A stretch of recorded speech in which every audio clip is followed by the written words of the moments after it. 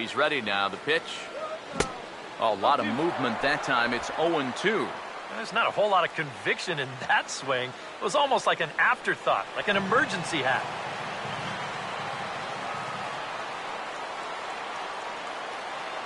Pause, now the pitch. And a fastball swung on and missed as he just reared back there. 2 away. I love this pitch right here. Just an elevated fastball with 2 strikes. Nothing much to it. He just says, this is just a good old country fastball, and he runs it right by him.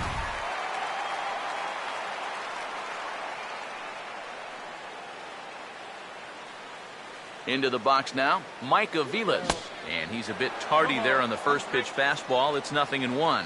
Yeah, when that's upstairs like that, that's a pitch you've got to leave alone and make him bring something down.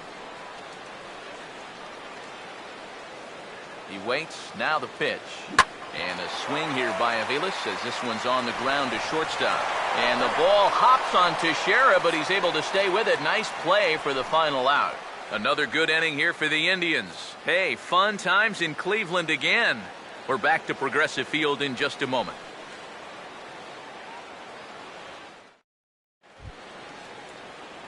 Carlos Beltran will stand in now, and he's been kept quiet out of the number 3 hole, hitless in his 3 at-bats so far. First pitch coming. Grounded fouled off to the right side.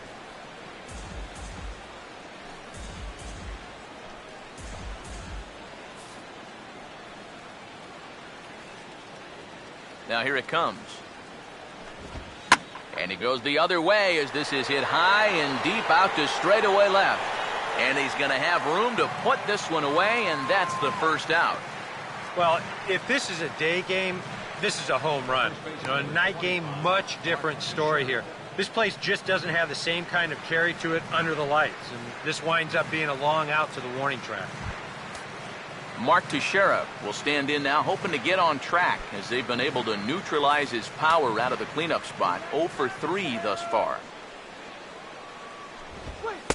And he'll try to crowd him there to start the at-bat. It's 1-0. And even though he's pitching well, this is a part of the order that he's really got to worry about. Now, they can turn a good outing into a bad one pretty darn quickly. And he fires in a strike this time to make it 1 ball and 1 strike. You have to say they've really had a good game plan for attacking the 3, 4, 5 hitters all game long. Yeah, and I think the only thing that's better than a game plan has been the execution of that game plan. You're exactly right. They've held this lineup at bay. Now a swing and a ground ball.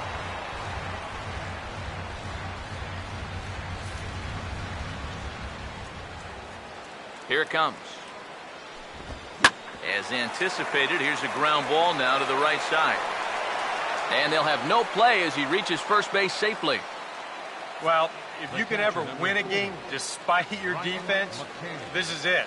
That's 3 errors now in the ball game, and they're very lucky to still have the lead. Brian McCann will stand in. Here's the first offering. And a bouncing ball, foul.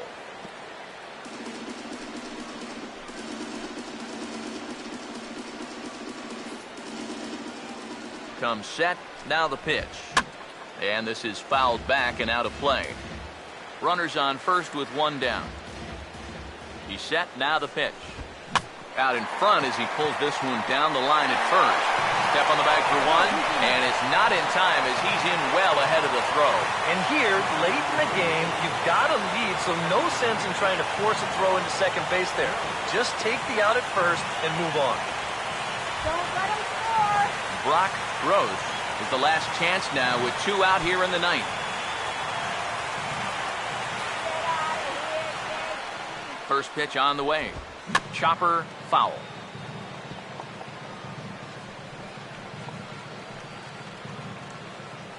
Runner in scoring position at second with 2 down. From the stretch. And he swings and misses. A good pitch there, and the Yankees are down to their final strike now. Boy, that changeup's had him eaten out of his hand. Oh, they've been falling all over themselves trying to get it. But you just got to know that that's not going to be a strike. It looks like it is, but it isn't. Not a bad pitch there with 2 strikes, but it misses 1 and 2. Well, I think that fastball is just for show there. He's not trying to throw this for a strike.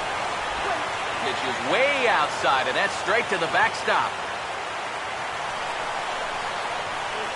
And he's going to make it up to third here as he advances on the wild pitch.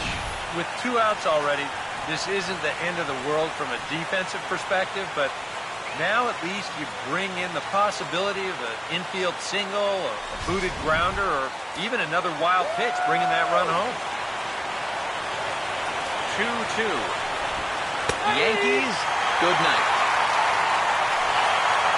Well, we talked about how they needed a good outing out of this guy, and he gave them that and even more, finishing off the complete game victory.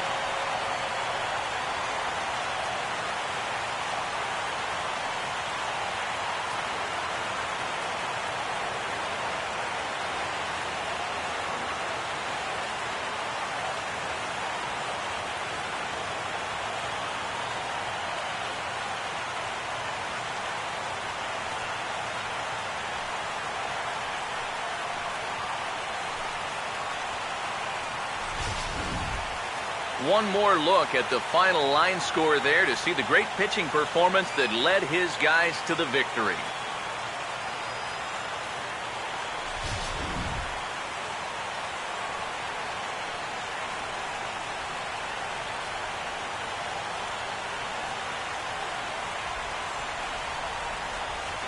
Well, you always hope to get a good outing from your starting pitcher, but this man went above and beyond in this one. He's our top player of the game. Yeah, he really came through with a dominating pitching performance.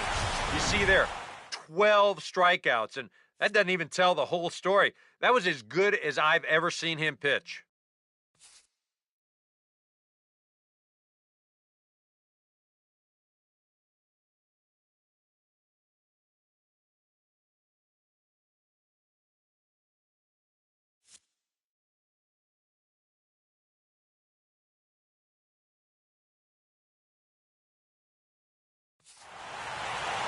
So that's a wrap here tonight.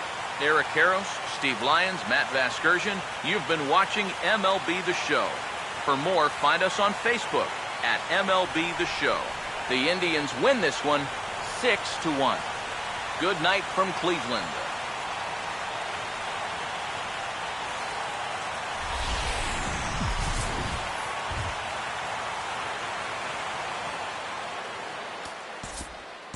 Final line score for our ball game tonight for the victorious Cleveland Indians. 6 runs on 13 hits. 3 errors. They left 6 runners on base. For the Yankees, 1 run on 3 hits. No errors.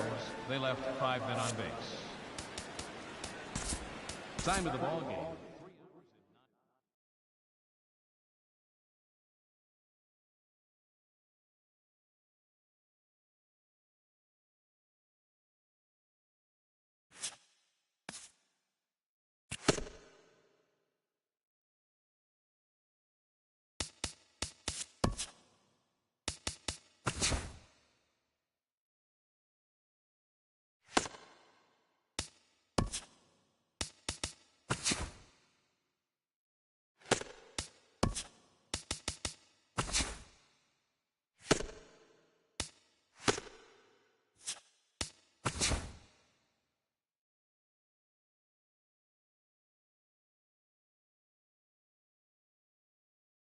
Good Thursday morning to you, Show Nation. Let's jump right into Wednesday's baseball action. Starting in the American League Central, the New York Yankees were in Cleveland to play the Indians at Progressive Field, and it was the Tribe who came away victorious, 6-1. Carlos Carrasco earned the victory on the mound and had the strikeout pitch working as he racked up 12 in this one. He is among the AL leaders in wins. The Chicago White Sox were in Boston to take on the Red Sox, and it was the Bo Sox who came away victorious. The score was 2-1. John Lester earned the victory on the mound, his 8th of the season. The Royals were at the Trop in St. Pete to take on the Rays, and Tampa Bay was the winner. The final score was 3-2. The Dodgers were in Detroit to take on the Tigers, and it was the Tigers who prevailed. The score was 3-1. Ian Kroll was victorious in this one, earning his first win. The Twins visited the M's at Safeco Field in Seattle. The Mariners came away with the win. The final was 1-0. Charlie Furbush grabbed the win in relief, his 5th on the year. The Nationals were in Charm City to take on the Orioles in interleague play, and it was the Orioles who came out on top. The final was 8-7. Manny Machado showed off his power, blasting 2 home runs and picking up 3 RBIs in the process. He has now hit safely in 7 straight games. Troy Patton grabbed the win in relief, his 5th on the year. The Toronto Blue Jays visited Angels Stadium in Anaheim to take on the Halos, and the Blue Jays came away with the win in extra innings. The final was 7-4. Colby Rasmus had a huge day offensively, collecting 3 hits and driving in 3.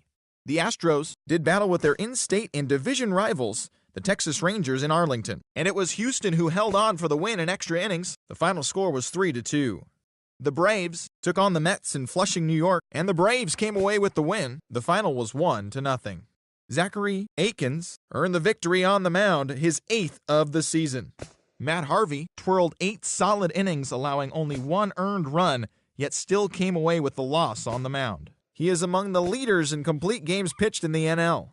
The Cubbies went up against the Reds in Cincinnati, and it was free baseball for the Cubbies, who came away with the win in extra innings. The final 4-3. Blake Parker pitched well enough to earn his first victory of the year. The Phillies paid visit to the Brew Crew at Miller Park in Milwaukee. The Phillies came away with the win, the final 5-3. Cliff Lee was very much in control on the mound, earning the victory as he pitched 8 full while allowing only 1 unearned run. As of today, he is in the top 5 in the National League in strikeouts. The Pittsburgh Pirates did battle with the Cards at St. Louis's Busch Stadium, and St. Louis was victorious in this one, 6-1. Shelby Miller held the opposition in check, allowing only 1 earned run over 8 strong innings and earning the win. The Marlins were in Arizona to take on the Diamondbacks, and Miami was the winner. Final score was 6-2. Giancarlo Stanton was a force at the plate, driving in 3 runs. He is among the National League leaders in home runs. Henderson Alvarez was victorious on the mound and picked up his 10th win of the season. He currently owns the lowest ERA in the National League among qualified pitchers. The Padres paid visit to the Rockies at Coors Field, and it was the Padres who came out on top. The score was 5-1. Ian Kennedy was the winning pitcher in this one, his 7th victory of the year. The Oakland Athletics went up against the G-Man in San Francisco, and it was the boys from San Fran who collected the W in this one, the final 4-3. And that's what's going on around baseball heading into today's action. Join us again tomorrow for more updates from around Major League Baseball.